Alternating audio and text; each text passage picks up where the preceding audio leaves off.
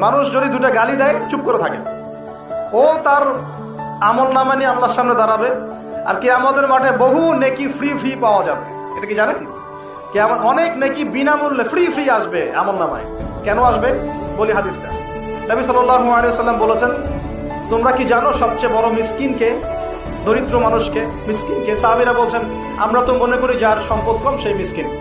নবীজি বলছেন, না, প্রকৃত মিসকিন সে ব্যক্তি নয়। প্রকৃত মিসকিন সে ব্যক্তি যে কিয়ামতের মাঠে উঠবে উহুদ পাহাড়ের সমান নেকি নিয়ে উঠবে। উহুদ পাহাড় দেখেছেন তো? বিশাল পাহাড়। উহুদ পাহাড়ের সমান নেকি নিয়ে উঠবে। নামাজের নেকি, যাকাতের নেকি, হজের নেকি, ওমরার নেকি, বিভিন্ন নেকি। কিন্তু দেখবে সামনে বহু মানুষ দাঁড়িয়ে আছে। কেন দাঁড়িয়ে আছে? কারো কাছ থেকে টাকা নিয়েছে, টাকা শোধ করে নাই, কাউকে গালি দিয়েছে, কাউকে অন্যায়ভাবে অপবাদ দিয়েছে, কাউকে আঘাত করেছে, কারো উপর জুলুম করেছে ইত্যাদি।